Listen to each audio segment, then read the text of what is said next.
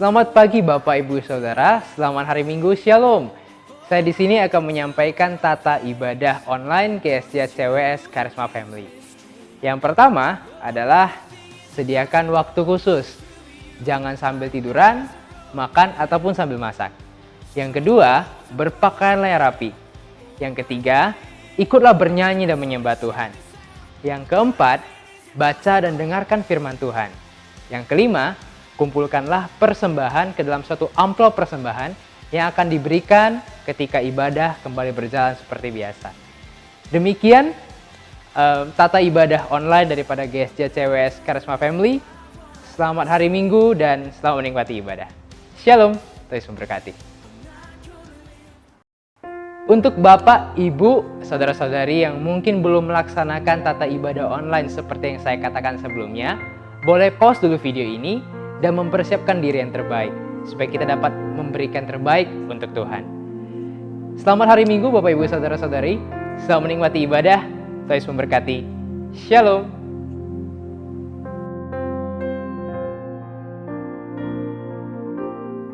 Shalom, Ibu Bapak Saudara-saudari kasih di dalam nama Tuhan Yesus.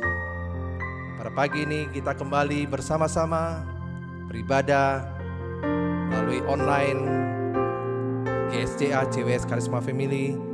Dan saya percaya kita semua sudah siap bersama-sama di rumah masing-masing untuk memuji dan untuk memuliakan nama Tuhan. Baiklah, kita saat ini bersama-sama tundukkan kepala. Kita akan berdoa terlebih dahulu sebelum kita memulai memuji dan memuliakan nama Tuhan. Mari kita sama-sama bersatu di dalam doa. Bapa di surga, kami bersyukur ya Tuhan pada pagi ini. Kalau Engkau ada bersama dengan kami, Engkau berjanji bahwa Engkau selalu menyertai setiap anak-anak-Mu. Engkau berjanji Engkau akan menyembuhkan, bahkan memberikan kelepasan demi kelepasan bagi setiap anak-anak-Mu. Bahkan Engkau akan memberkati setiap anak-anak-Mu ya Tuhan dengan berlimpah-limpah. Dan saat ini Tuhan, sebentar lagi kami akan memulai ibadah kami. Kiranya Tuhan Kau hadir di setiap rumah kami masing-masing. Biarlah kami benar-benar boleh merasakan kehadiran Tuhan. Ada kuasa mujizat yang terjadi. Ada jawaban demi jawaban doa yang terjadi. Pemulihan demi pemulihan terjadi. Dan kami percaya kuasa Tuhan hadir di setiap umat-Mu ya Tuhan. Di setiap rumah, setiap pribadi lepas pribadi. Terima kasih Bapa. Kami menyerahkan semua ke dalam tangan-Mu. Hanya di dalam nama Tuhan Yesus kami berdoa dan bersyukur. Haleluya. Amin, amin, amin. Puji nama Tuhan. Baik saudara, ibu bapak yang saya kasihi dalam nama Tuhan Yesus, kita akan bersama-sama untuk memuji Tuhan. Dan saya percaya kita semua sudah siap untuk memuji Tuhan. Amin, amin. Kita berikan tepuk tangan sekali buat Tuhan Yesus. Haleluya.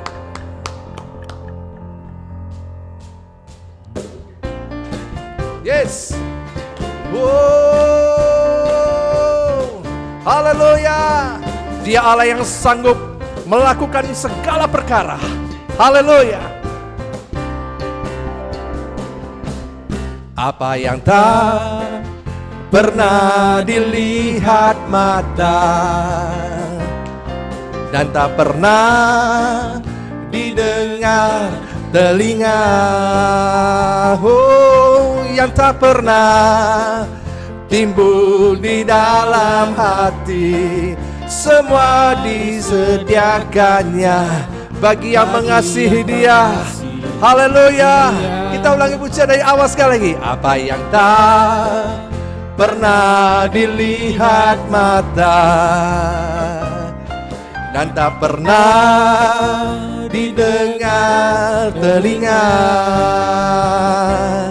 yang tak pernah timbul di dalam hati, semua disediakannya bagi yang mengasihi Dia. Allah sanggup melakukan segala perkara, dulu, sekarang, dan selamanya.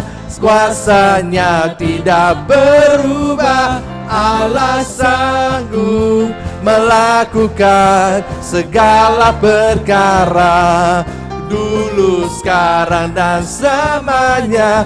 kuasanya tak berubah. Semua kita bertepuk tangan memuji Dia. Haleluya. Yes. Kita ulangi pujian dari awal sekali lagi. Apa yang tak pernah dilihat mata. Ya, apa yang tak pernah dilihat mata dan tak pernah didengar telinga, yang tak pernah timbul di dalam hati, semua disediakannya bagi yang mengasihi Dia. Allah sanggup melakukan segala perkara, dulu, sekarang, dan selamanya. Kuasanya tidak berubah. Allah sanggup melakukan segala perkara, dulu, sekarang, dan selamanya. Kuasanya tak berubah. Allah sanggup melakukan segala perkara, dulu, sekarang, dan selamanya. Kuasanya tidak berubah. Allah sanggup melakukan segala perkara, dulu, sekarang, dan selamanya. Kuasanya tak berubah, dulu, sekarang, dan selamanya. Kuasanya tak berubah. Sekali lagi, dulu, sekarang, dan selamanya. Kuasanya tak berubah. Haleluya. Kita tepuk tangan bersama-sama. Dia Allah yang besar, Dia Allah yang ajaib. Haleluya. Yes.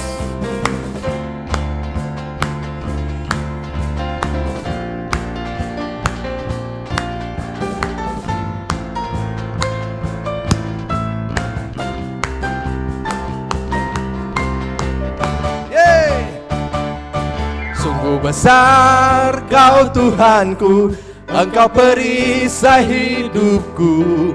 Ku berdiri dengan iman dalam Yesus Tuhan. Kau yang memberi kemenangan, ku bersorak merayakan. Terpujilah Engkau Raja segala raja. Katakan sungguh besar Kau Tuhanku, Engkau perisai hidupku. Ku berdiri dengan iman dalam Yesus Tuhan. Haleluya. Ku bersorak merayakan. Terpujilah Engkau Raja segala raja. Sekali lagi bersama-sama. Sungguh besar Kau Tuhanku, Engkau perisai hidupku. Ku berdiri dengan iman dalam Yesus Tuhan. Kau yang memberi kemenangan, ku bersorak merayakan. Terpujilah Engkau Raja segala raja. Terpujilah Engkau Raja segala raja. Sekali lagi yang terakhir. Terpujilah Engkau Raja segala raja.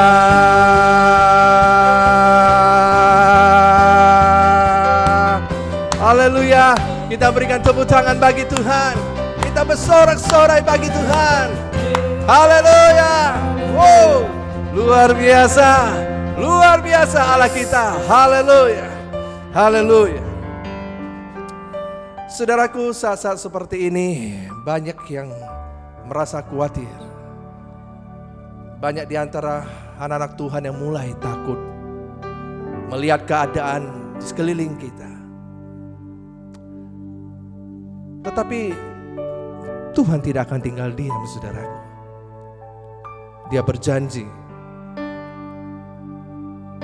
di dalam firman-Nya. Dan pada saat ini ada sebuah firman yang ingin saya bacakan sebelum kita menyembah Tuhan. dari Yeremia 33 ayat 6. Sesungguhnya aku akan mendatangkan kepada mereka kesehatan dan kesembuhan, dan aku akan menyembuhkan mereka dan akan menyingkapkan kepada mereka kesejahteraan dan keamanan yang berlimpah-limpah. Ini janji Tuhan, saudara. Ini janji Tuhan. Dia akan mendatangkan kesembuhan. Dia akan mendatangkan kesehatan. Dia akan menyingkapkan kesejahteraan bagi setiap umatnya. Dan bahkan keamanan yang berlimpah-limpah. Haleluya. Haleluya. Haleluya. Terima kasih Bapa. Terima kasih Tuhan. Bersamamu Bapa, ku lewati semua. Perkenananmu ya, teguhkan hatiku. Engkau yang bertindak, memberi pertolongan.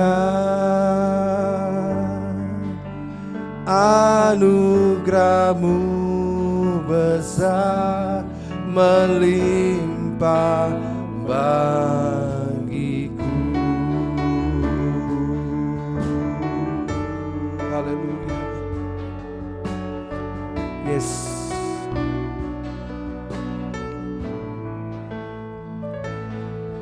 Engkau ada bersamaku di setiap musim hidupku. Tak pernah kau biarkan ku sendiri. Terima kasih ya Tuhan. Kekuatan di jiwaku adalah bersamamu. Tak pernah ku ragukan kasih-Mu. Bersamamu Bapa, melewati semua. Bersamamu Bapa, ku lewati semua. Perkenananmu ya, teguhkan hatiku. Engkau yang bertindak, memberi pertolongan. Anugerahmu besar melimpah bagiku. Bersamamu Bapa, haleluya. Bersamamu Bapa, ku lewati semua. Perkenananmu ya, teguhkan hatiku. Engkau yang bertindak, memberi pertolongan.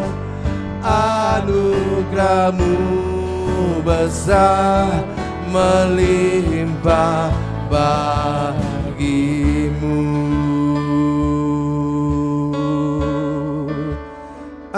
Anugerah-Mu besar melimpah bagiku. Haleluya. Haleluya. Haleluya. Kami sembah. Haleluya. Oh, haleluya.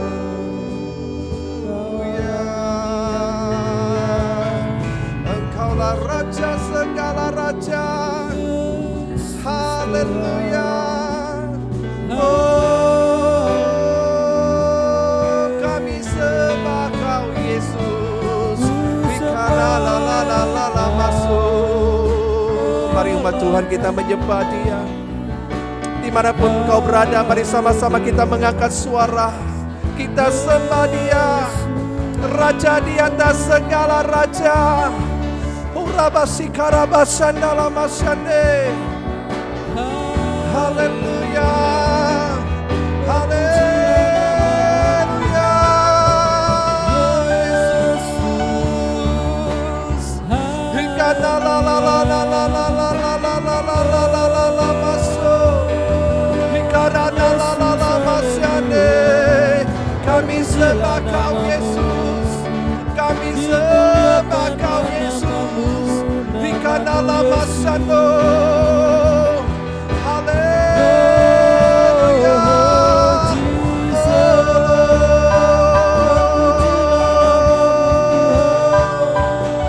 Engkau dahsyat Tuhan. Engkau dahsyat Tuhan. Kami memuji-Mu, kami menyembah-Mu, kami meninggikan Engkau ya Tuhan. Karena kami tahu hanya Engkau Allah yang layak. Haleluya. Haleluya. Oh Yesus. Hikana lama sando. Hikana lama sande. Haleluya. Hikana bala bala bala bala bala bala bala bala bala.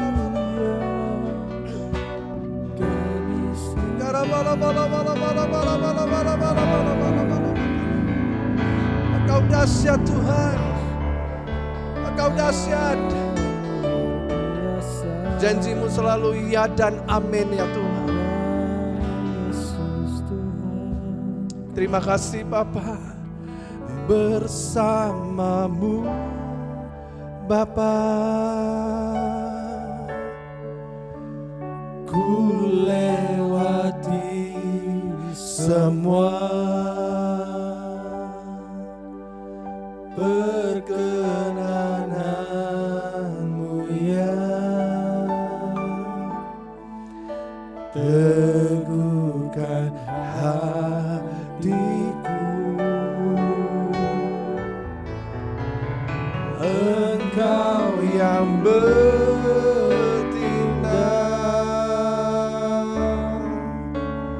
memberi pertolongan. Anugerah-Mu besar melimpah bagiku. Haleluya. Haleluya. Bersama-Mu Bapa, lewati semua perkenanan-Mu ya. Teguhkan hatiku, Engkau yang bertindak. Yes, haleluya. Terima kasih ya Tuhan. Anugerah-Mu besar melimpah bagiku. Bagi Tuhan tidak ada yang mustahil. Bagi Tuhan tak ada yang mustahil bagi Tuhan, tak ada yang tak mungkin. Mujizatnya disediakan bagiku, ku diangkat dan dipulihkannya. Bagi Tuhan tak ada yang mustahil. Bagi Tuhan tak ada yang tak mungkin. Mujizatnya disediakan bagiku, ku diangkat dan dipulihkannya. Ku diangkat dan dipulihkannya. Sekali lagi bersama-sama. Ku diangkat dan dipulihkannya.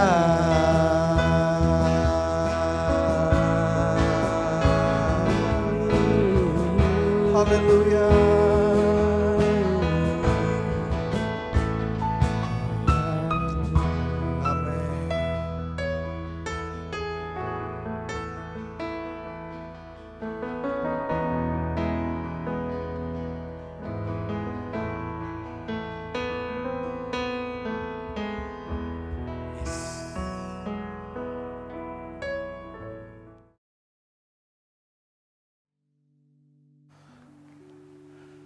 Shalom dan salam sejahtera bagi kita semuanya. Mari kita berdoa sebelum kita mendengarkan firman Tuhan. Mari kita tundukkan hati kita di hadapan Tuhan. Mari kita berdoa. Bapa di surga, Bapa yang kami kenal dalam nama Tuhan Yesus Kristus, kami mengucap syukur buat semua kasih dan anugerah-Mu Tuhan. Untuk penyertaan-Mu yang sempurna dalam hidup kami ya Tuhan, hingga hari ini kami boleh memuji dan memuliakan nama Tuhan. Terima kasih ya Tuhan untuk kesempatan yang indah kami boleh kembali bersekutu dengan Engkau ya Tuhan. Dan sebentar Tuhan kami akan mendengarkan firman Tuhan.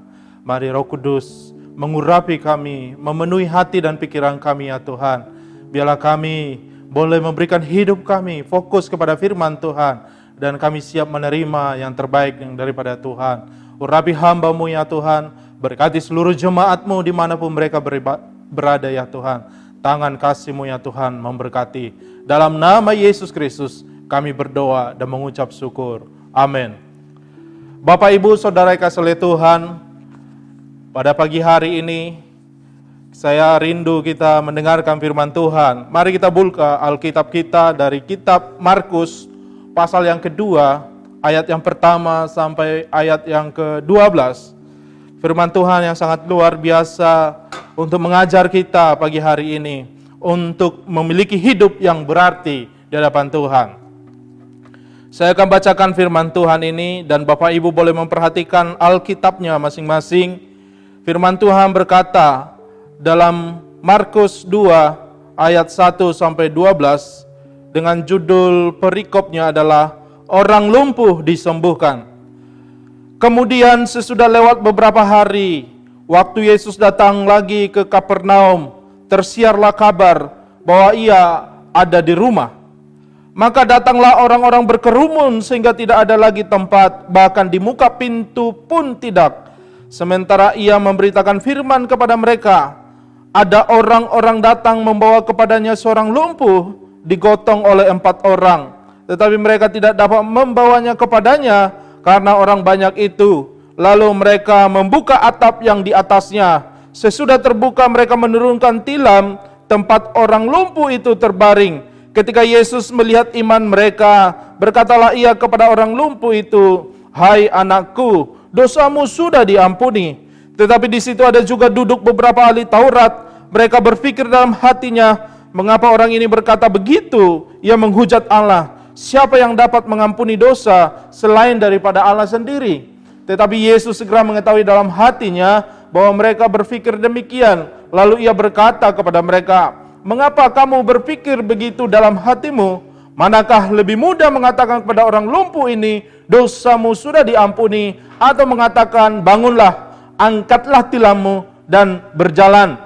Tetapi supaya kamu tahu bahwa di dunia ini anak manusia berkuasa mengampuni dosa. Berkatalah ia kepada orang lumpuh itu, kepadamu kukatakan, bangunlah, angkatlah tempat tidurmu, dan pulanglah ke rumahmu. Dan orang itu pun bangun, segera mengangkat tempat tidurnya, dan pergi keluar di hadapan orang-orang itu. Sehingga mereka semua takjub, lalu memuliakan Allah, katanya, yang begini belum pernah kita lihat. Bapak, Ibu, Saudara yang kasih oleh Tuhan, judul khotbah saya pagi hari ini adalah hidup yang berarti. Sepanjang bulan April kita berbicara tentang belas kasihan dan kemurahan Allah, dan sungguh sangat memberkati kita, saudara yang kasih oleh Tuhan. Setiap orang yang menerima belas kasihan dan kemurahan Allah, berarti mereka memiliki hidup yang berarti atau hidup yang berdampak, saudara-saudara yang kasih oleh Tuhan.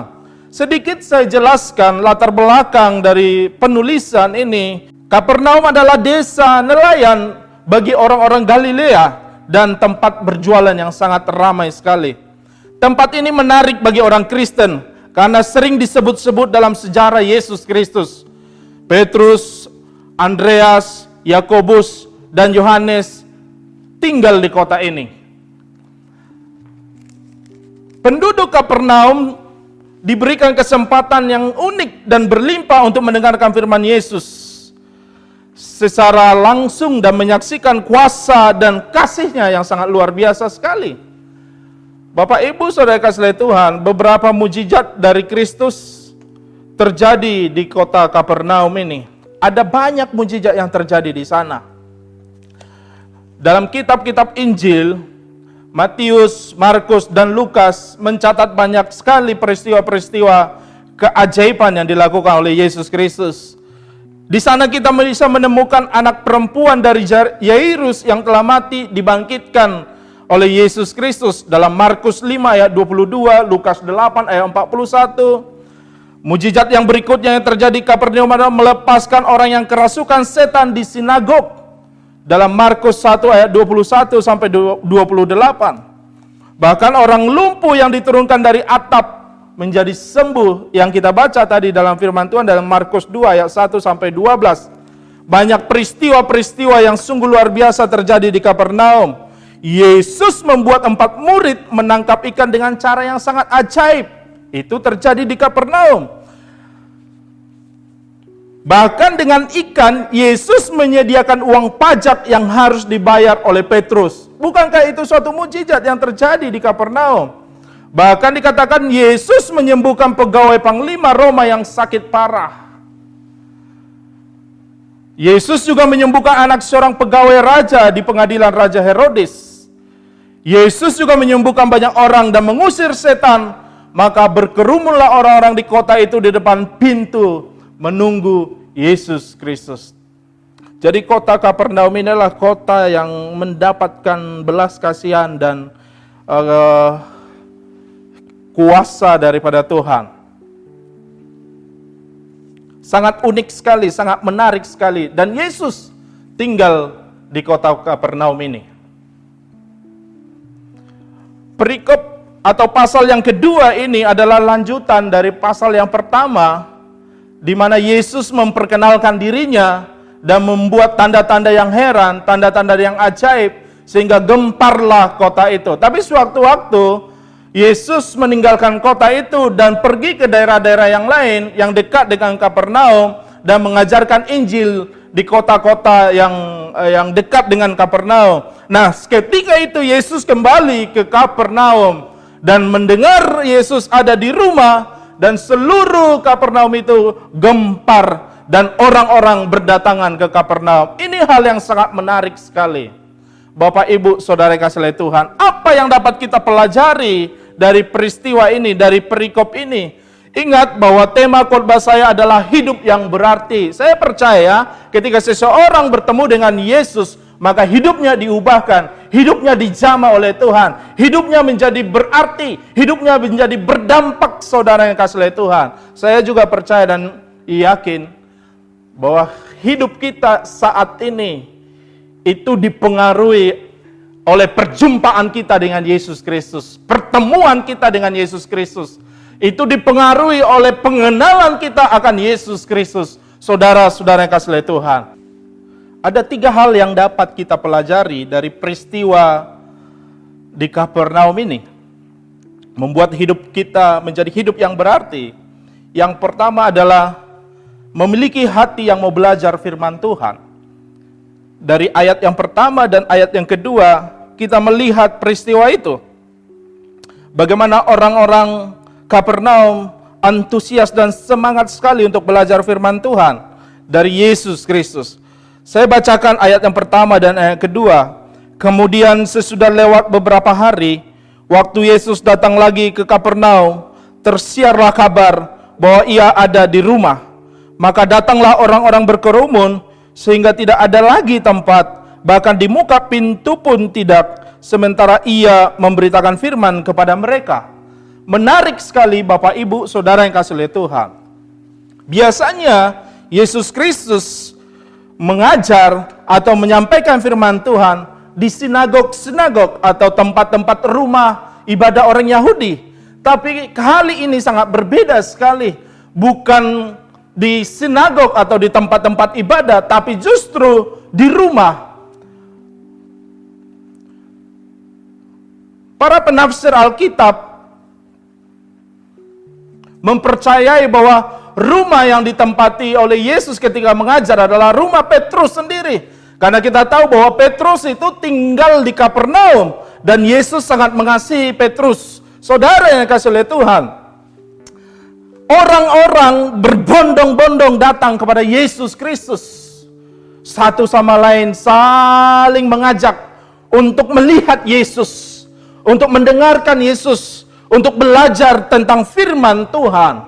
Dikatakan di sana bahwa tempat atau rumah di mana Yesus berada itu penuh sesak. Orang berbondong-bondong datang. Bahkan di pintu-pintu juga penuh, semuanya penuh. Bukankah ini sebuah antusias atau semangat yang luar biasa untuk bertemu dengan Yesus Kristus? Saudara yang dikasihi oleh Tuhan, betapa indahnya, betapa luar biasanya orang-orang yang berbondong-bondong itu datang kepada Yesus Kristus. Dan Yesus mengajar mereka, menyampaikan firman Tuhan. Dan hidup mereka diubahkan. Saudara yang dikasihi oleh Tuhan.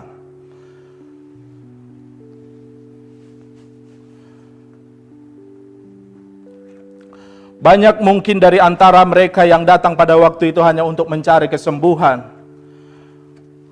Mungkin ada juga hanya terdorong oleh karena ingin tahu, rasa ingin tahu seperti apakah Yesus Kristus itu. Yang tersiar begitu luar biasa beritanya di Antero, Galilea, di Kapernaum, bahkan di daerah-daerah pesisir di dekat Danau Galilea.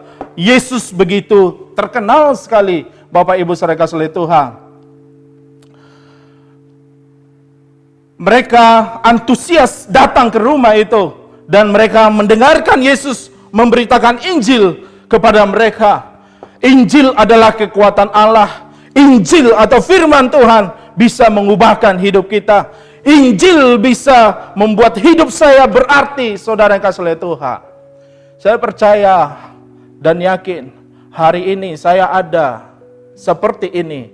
Itu karena Injil, itu karena firman Tuhan. Bapak Ibu saudara yang kasih oleh Tuhan. Saya juga percaya dan yakin Bapak Ibu yang ada di rumah, ketika Anda belajar firman Tuhan, Anda percaya terhadap firman Tuhan, hidup Anda diubahkan, hidup Anda diberkati oleh Tuhan, hidup Anda mengalami kemenangan hari ini, karena ada firman Tuhan yang berkuasa dalam hidup kita. Milikilah rasa atau hati yang mau belajar firman Tuhan setiap hari. Perhatikan orang-orang Kapernaum itu. Mereka datang berkerumun. Mereka meninggalkan segala aktivitas mereka pada waktu itu. Sepertinya tidak ada waktu lain lagi. Sepertinya ini kesempatan yang tepat untuk berjumpa dengan Yesus Kristus. Mereka menyediakan waktu yang terbaik dan datang ke rumah di mana Yesus berada. Mereka tidak menunggu Yesus hadir di sinagog, Yesus hadir di rumah-rumah ibadat untuk mengajar, tapi mereka yang datang ke rumah di mana Yesus tinggal. Perhatikan perbedaannya. orang yang antusias, ingin berjumpa dengan Tuhan, ingin belajar tentang firman Tuhan. Dia tidak menunggu untuk hadir di rumah ibadah. Dia tidak menunggu untuk hadir di sinagog-sinagog. Karena pada waktu itu, di sinagog lah atau di rumah ibadah lah, pengajaran-pengajaran firman Tuhan dilakukan. Saudara-saudara kasih Tuhan. Tapi kali ini berbeda. Wow, ini yang sangat luar biasa. Ada hati yang haus, ada hati yang rindu untuk belajar firman Tuhan. Dan firman Tuhan itu mengubahkan hidup mereka. Saudara-saudara yang dikasih oleh Tuhan. Mereka berbondong-bondong datang kepada Yesus Kristus.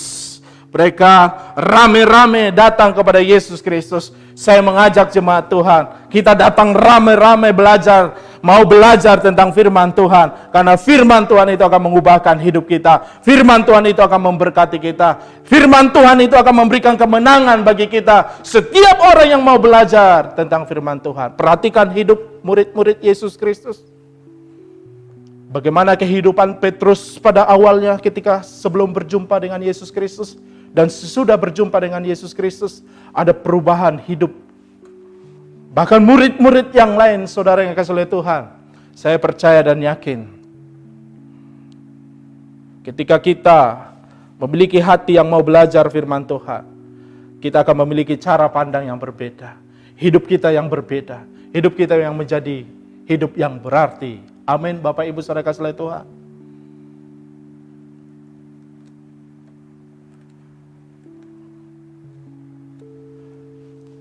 Yang kedua, yang kita pelajari dari perikop ini adalah membuat hidup saya dan saudara berarti. Yang kedua, dalam pelayanan itu, Yesus fokus untuk membereskan dosa. Membereskan dosa. Di ayat yang ketiga dikatakan di sana, ada orang-orang datang membawa kepadanya seorang lumpuh, digotong oleh 4 orang. Tetapi mereka tidak dapat membawanya kepadanya karena orang banyak itu. Lalu mereka membuka atap yang di atasnya. Sesudah terbuka, mereka menurunkan tilam tempat orang lumpuh itu terbaring.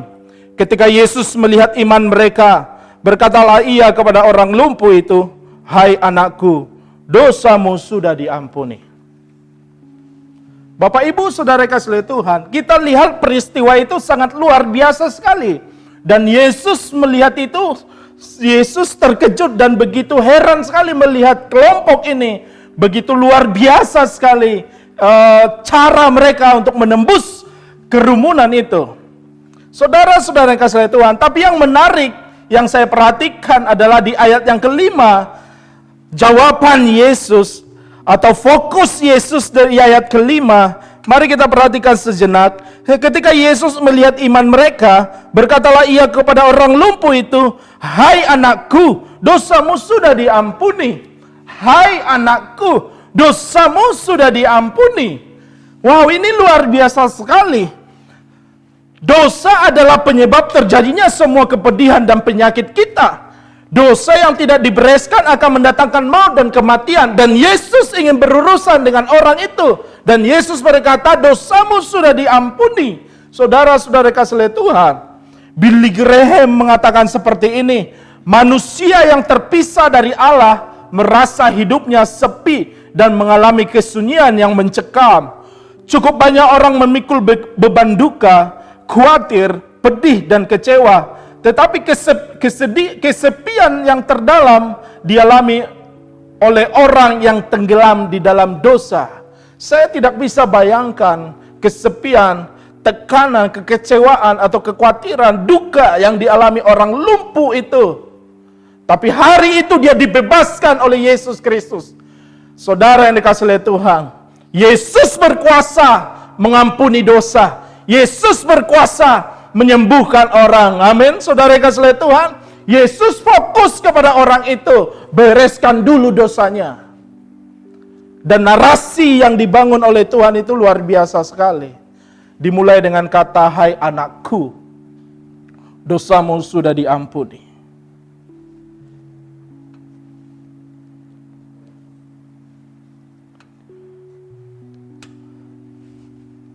Kalau kita lihat di dalam Mazmur 107 ayat 17.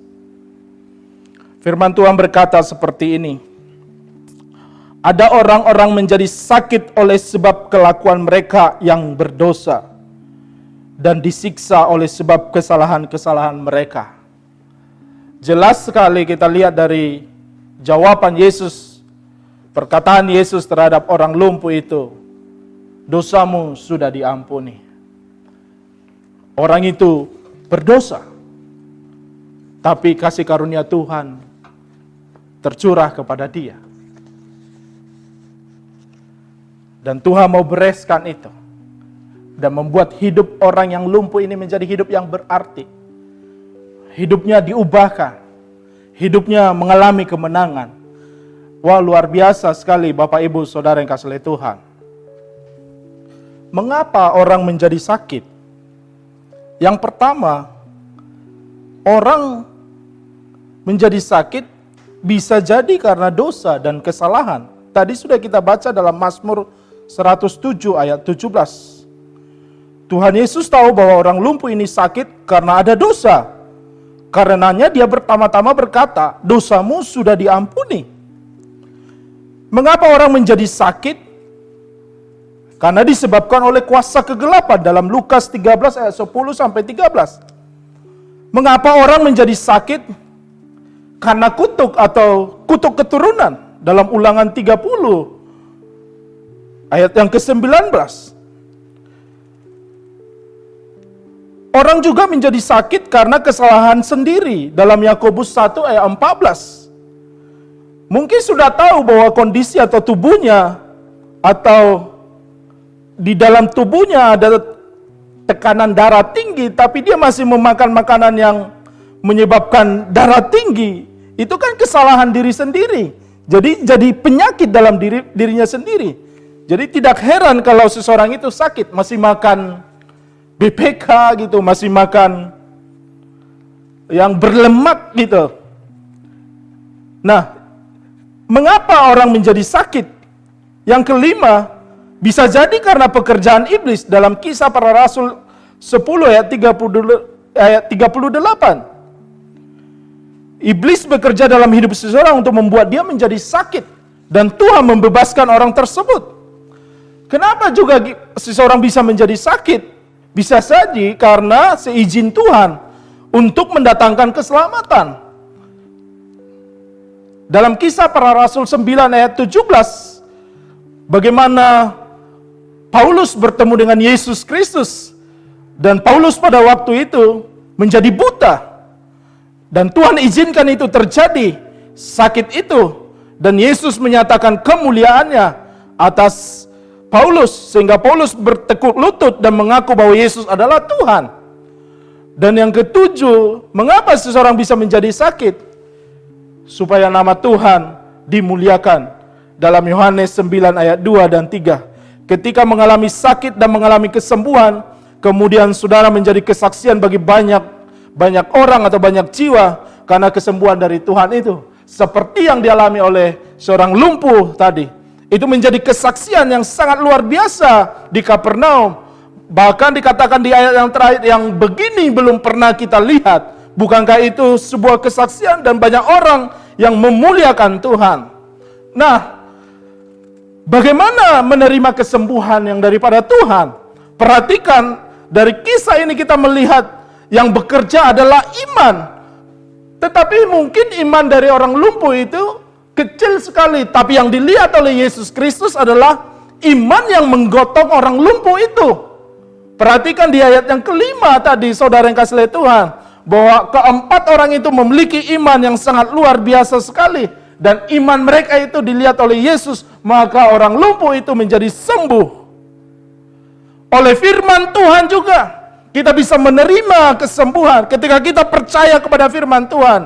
Dalam Roma 10 ayat 17, bahkan bilur-bilur Yesus menyembuhkan kita. Dari 1 Petrus 2 ayat 24, kita bisa menerima kesembuhan oleh bilur-bilurnya. Kamu telah sembuh. Dan di dalam nama Yesus Kristus juga ada kesembuhan. Saudara yang dikasihi oleh Tuhan, dalam Kejadian orang lumpuh sembuh ini, Yesus memuji iman mereka. Iman siapa? Iman keempat orang yang menggotong orang lumpuh itu. Sebab mereka berani membawa teman mereka, walaupun harus melalui kesulitan yang begitu besar, dan menurunkan orang lumpuh itu dari atap rumah sampai di hadapan Yesus Kristus. Perhatikanlah, iman sejati dan iman yang kuat bisa bekerja dengan berbagai cara. Ada kalanya iman harus mematahkan perlawanan akal sehat dan kadang-kadang juga perasaan kita. Namun dengan cara apapun, iman ini akan tetap diterima dan diakui oleh Yesus Kristus. Dan dia berkata, "Hai anakku, dosamu sudah diampuni." Luar biasa sekali. Dia punya iman. Bahkan perwira Kapernaum juga punya iman. Imannya luar biasa sekali. Iman seorang perwira Kapernaum. Dan Kristus melihat peristiwa itu sebagai iman yang sangat luar biasa. Apa yang terjadi? Kalau iman seorang perwira Kapernaum, dia hanya berkata, Tuhan tidak usah datang ke rumahku. Saya percaya sepatah kata saja yang keluar dari mulut Tuanku, maka hambaku yang di rumah yang sakit itu pasti sembuh. Bukankah itu iman yang luar biasa sekali? Dan kita belajar dari situ, saudara yang kasih oleh Tuhan. Tuhan menyembuhkan. Seseorang menerima kesembuhan karena dia punya iman. Seseorang menerima kesembuhan karena dia punya firman Tuhan. Seseorang menerima kesembuhan karena dia percaya kepada bilur-bilur Yesus Kristus yang menyembuhkan. Seseorang menerima kesembuhan karena dia percaya kepada nama Yesus Kristus. Dan orang-orang ini percaya kepada Yesus Kristus. Saudara-saudara yang kasih oleh Tuhan, Yesus menyediakan pengampunan. Yesus menyediakan kehidupan kekal dan kebangkitan. Sedangkan untuk penyakit, Allah menyediakan kesembuhan. Dalam Mazmur 103 ayat yang ketiga. Mari kita baca, Bapak Ibu Saudara kasih oleh Tuhan. Dia yang mengampuni segala kesalahanmu, yang menyembuhkan segala penyakitmu. Amin, saudara yang kasih oleh Tuhan. Poin yang ketiga dan yang terakhir, hidup yang berdampak atau hidup yang berarti, kita belajar dari keempat orang yang menggotong orang lumpuh itu. Mereka punya hidup yang berdampak, saudara yang kasih oleh Tuhan. Yang pertama adalah mereka memiliki hati yang berbelas kasihan kepada orang lain. Hidup mereka berdampak, hidup mereka berarti. Yang kedua adalah mereka mengupayakan agar orang lain berjumpa dengan Tuhan. Itulah hidup yang berdampak. Mereka memiliki hati yang berbelas kasihan kepada orang lain. Mereka didorong oleh belas kasihan melihat orang yang lumpuh itu. Dan mereka bawa kepada Yesus Kristus. Supaya orang lumpuh ini berjumpa dengan Tuhan.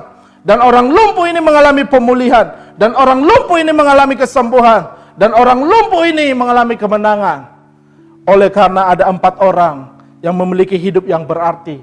Hidup yang berdampak, saudara yang kasih oleh Tuhan. 4 orang yang menjadi bahan perenungan kita pada kesempatan hari ini. Melakukan tindakan nyata. Mereka mengupayakan agar si lumpuh dapat mengalami perjumpaan dengan Tuhan Yesus Kristus. Dan benar saja terjadi. Dan keempat orang itu memiliki iman yang nyata, saudara-saudara yang kasih oleh Tuhan. Iman mereka itu dilihat oleh Yesus Kristus. Iman yang luar biasa sekali. Tekad mereka luar biasa sekali untuk berjumpa dengan Yesus Kristus. Di sini tampaklah bahwa mereka bersungguh-sungguh dan tidak mau pergi sebelum Yesus Kristus menjamah orang yang lumpuh itu. Sebelum Yesus Kristus menyembuhkan orang lumpuh itu. Iman mereka benar-benar nyata. Dan Yesus bertindak, Yesus bekerja, Yesus menyatakan kuasanya dan membiarkan orang lumpuh itu sembuh. Saudara yang kasih oleh Tuhan, hidup yang berdampak, hidup yang membawa kemenangan bagi orang lain. hidup yang menjadi berarti bagi orang lain. Dan saya percaya dan yakin, jemaat Tuhan yang saya kasihi, mari kita miliki hidup yang berdampak atau hidup yang berarti. Kita bisa melihat bahwa di luar sana banyak orang yang lumpuh. Mungkin mereka tidak lumpuh secara fisik atau secara jasmani, tapi mungkin mereka lumpuh secara rohani, kelumpuhan secara jiwani. Minggu lalu kita mendengarkan firman Tuhan, ada orang yang lumpuh secara jiwani sehingga mengakhiri hidupnya begitu tragis sekali, bunuh diri. Bahkan hari-hari ini keadaan semakin sulit, semakin susah. Banyak orang yang mengalami kelumpuhan secara jiwani. Bahkan ada kelumpuhan secara materi, secara keuangan, secara finansial. Tidak bisa membeli, tidak bisa belanja, tidak bisa membeli apa yang dia harapkan. Mereka juga mengalami kelumpuhan. Mereka ada di sekitar kita, saudara-saudara kasih Tuhan. Dan banyak lain lagi yang mengalami kelumpuhan di sekitar kita, di mana mereka sesungguhnya sangat membutuhkan jamahan Tuhan Yesus Kristus. Adakah di antara kita memiliki hati yang seperti keempat orang ini yang memiliki hati yang berbelas kasihan, hati yang mau membawa orang kepada Yesus Kristus, hati yang memiliki iman yang nyata dan tekad yang kuat bahwa orang yang dibawa kepada Yesus Kristus itu pasti mengalami kesembuhan dan pemulihan. Bapak Ibu saudara kasih Tuhan, itulah hidup yang berdampak, hidup yang berarti. Orang lain diberkati, orang lain mengalami kesembuhan, orang lain mengalami pemulihan. Kita bangga, kita senang, kita melihat orang-orang di sekitar kita mengalami perjumpaan dengan Tuhan dan hidup mereka diubahkan, hidup mereka disembuhkan, hidup mereka mengalami kemenangan. Saudara-saudara kasih Tuhan, milikilah hidup yang berdampak, hidup yang berarti. Tuhan Yesus memberkati kita semuanya. Shalom. Salam, selamat pagi, selamat hari Minggu Bapak Ibu yang kami kasihi dan cintai di dalam nama Tuhan. Kita akan membacakan beberapa pengumuman kita pada hari ini. Saya berharap supaya kita boleh tetap di tempat duduk kita masing-masing untuk menyimak dan mendengarkan beberapa pengumuman yang akan saya bacakan. Dan tentunya dari tempat ini juga kami mengucapkan selamat bertemu bagi Bapak Ibu dan saudara-saudara semua yang dalam Tuhan.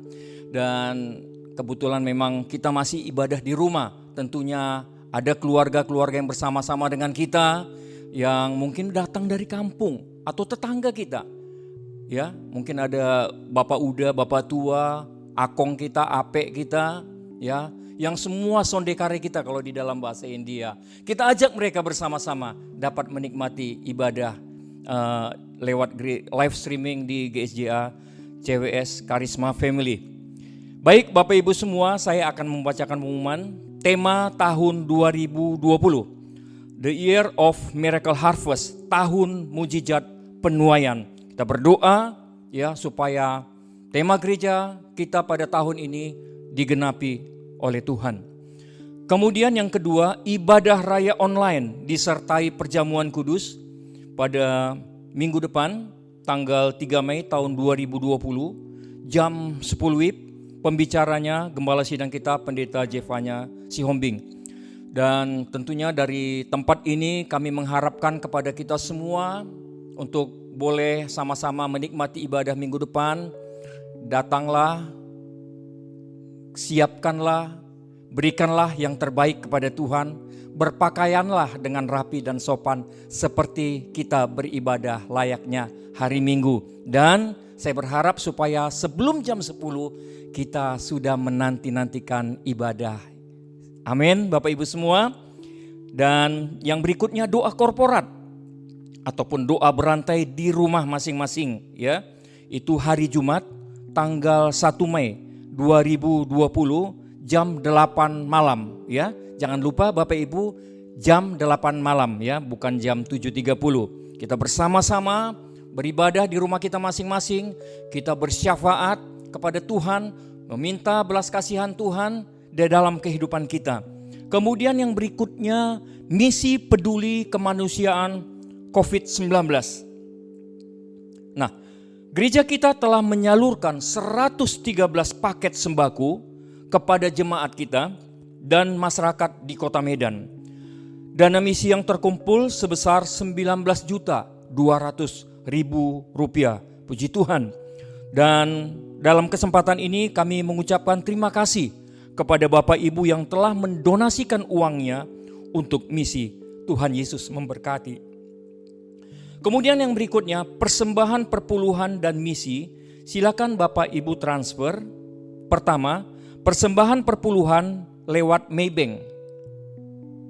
Nomor rekeningnya ada di bawah ini atas nama Panangian Sinambela dengan Bapak Erwan. Kemudian yang kedua, persembahan misi di bank yang sama, Maybank, di nomor yang berikut ini, di bawah ini Bapak Ibu boleh lihat ya. Atas nama yang sama juga, Panangian Sinambela ataupun Bapak Erwan. Demikian pengumuman Bapak Ibu pada hari ini, dan saya mengharapkan supaya kita semua boleh melaksanakan sebagaimana yang saya umumkan tadi. Baik Bapak Ibu yang masih duduk, saya jemput kita boleh berdiri bersama-sama. Kita akan membawakan semua ini di dalam doa kita. Kita tutup mata dan berdoa. Bapa yang baik, kami mengucap syukur kepadamu Tuhan untuk segala kebaikan Tuhan, anugerah Tuhan, pemberian Tuhan dan belas kasihan Tuhan yang boleh kami nikmati pada hari ini ya Bapa. Kami bersyukur kami boleh bersama-sama menikmati ibadah live streaming di rumah kami masing-masing. Kami berdoa ya Tuhan supaya lewat ibadah ini kami diberkati ya Tuhan. Ada pesan-pesan Tuhan yang istimewa bagi setiap kami yang mendengarkannya ya Bapa. Terima kasih Bapa yang baik. Izinkan kami berdoa terus untuk tema besar gereja kami, The Year of Miracle Harvest, tahun mujizat penuaian. Kami berdoa Tuhan supaya tema ini boleh digenapi di gereja ini ya Tuhan. Terima kasih Bapa yang baik. Kami juga berdoa terus untuk seluruh jemaat, pelayan Tuhan yang ada di gereja kami, Pendeta Jevanya dan keluarga, para diaken, staf, guru-guru gera, para koordinator dan pengurus Youth LG, agar kami semua boleh bersemangat dalam melayani Tuhan. Kami boleh bersuka cita melayani Tuhan. Kami tidak bersungut-sungut ya Tuhan. Sekalipun keadaan pada saat ini tidaklah membuat kami menjadi kendor semangat kami untuk melayani Tuhan. Justru kami lebih menyala-nyala lagi untuk melayani Tuhan. Bapa, kami berdoa supaya mujizat dalam kehidupan sehari-hari boleh terjadi. Kami boleh menjadi berkati dan memberikan berkat bagi banyak orang, bertumbuh dalam pengenalan dan cinta akan Tuhan. Ya Bapa, kami juga berdoa untuk senior CWS, Bapak Pendeta Pit Malangkai, dan Ketua Umum GSJA Bapak Pendeta Budi Setiawan. Marilah Tuhan memberkati hamba-Mu ini ya Allah. Biarlah Tuhan yang memberikan hikmat untuk membawa semua jemaat bertumbuh di dalam Tuhan dan memberikan warna yang baru dalam kepemimpinan gereja. Terima kasih Bapa. Kami juga berdoa buat bangsa dan negara kami. Kami berdoa supaya Engkau melawat bangsa kami ya Tuhan. Kami berdoa supaya Tuhan yang memberkati para pemimpin-pemimpin bangsa kami. Secara khusus untuk Bapak Presiden Jokowi, Bapak Wakil Presiden dan jajaran menteri yang ada di dalamnya. Kami berdoa supaya Tuhan yang memberkati mereka ketika kami mengalami, bangsa kami mengalami pandemi virus COVID-19 ini Tuhan. Kami berdoa supaya Allah boleh turun tangan menyertai setiap keputusan yang mereka ambil ya Bapa. Kami berdoa Tuhan, kami berdoa kepadamu Bapa. Setiap apapun yang mereka ambil keputusan itu sungguh-sungguh berasal daripada Tuhan. Kami menyadari Bapa bahwa ini tidak ringan ya Tuhan. Keputusan-keputusan yang mereka ambil kadangkala menjadi pro dan kontra. Tapi kami berdoa Tuhan, kami tahu bahwa Tuhan yang akan memberikan kepada mereka pemikiran yang tepat untuk dapat memberikan keputusan-keputusan yang tepat bagi bangsa kami di dalam menghadapi pandemi COVID-19 ini ya Bapa. Terima kasih Bapa yang baik. Kami berdoa dari tempat ini juga untuk seluruh jemaat Tuhan. Kami menyadari bahwa hari-hari ini juga kami mengalami banyak hal pergumulan, khususnya di bidang perekonomian. Di sana sini terjadi PHK. Di sana sini terjadi hal-hal yang membuat kami ketakutan ya Tuhan. Bapa, kami berdoa, cukupkanlah kami dengan kebutuhan kami ya Abah. Biarlah Engkau yang mencukupkan di dalam kekayaan-Mu ya Bapa, memberikan kepada kami kekuatan untuk tetap berharap kepada Tuhan. Bapa, jikalau ada jemaat kami yang sakit, sembuhkan ya Abah. Dan jikalau ada dari antara jemaat kami juga yang mengalami kelemahan tubuh, biarlah Tuhan yang memberikan kekuatan kepada mereka. Terima kasih Bapa yang baik. Terima kasih Tuhan. Ini doa kami kepadamu ya Bapa. Kami percaya mujizat Tuhan. Kami percaya kuasa Tuhan. Kami percaya lawatan Tuhan atas setiap kami. Terima kasih Bapa yang baik. Biarlah sukacitamu tetap melimpah di dalam kehidupan kami. Sekalipun badai, sekalipun kesulitan terjadi, tapi ada Tuhan. Bersama-sama dengan Tuhan, kami akan menjadi pemenang, bahkan lebih daripada pemenang ya Tuhan. Itu janji firman Tuhan bagi kami. Terima kasih Bapa yang baik. Ini doa kami kepadamu, ini syafaat kami kepadamu ya Tuhan. Terima kasih Bapa. Segala hormat, pujian dan syukur hanya bagi namamu. Di dalam nama Tuhan Yesus, mari bersama-sama kita katakan, amin, amin, amin. Mari kita mengangkat kedua tangan kita dan menerima berkat yang daripada Tuhan. Tuhan memberkati engkau dan melindungi engkau.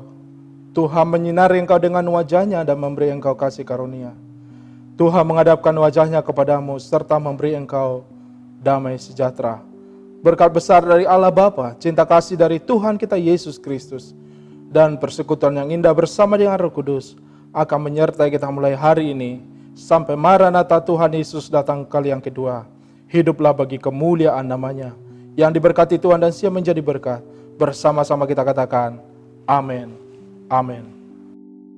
Allah sanggup melakukan segala perkara, dulu, sekarang, dan selamanya.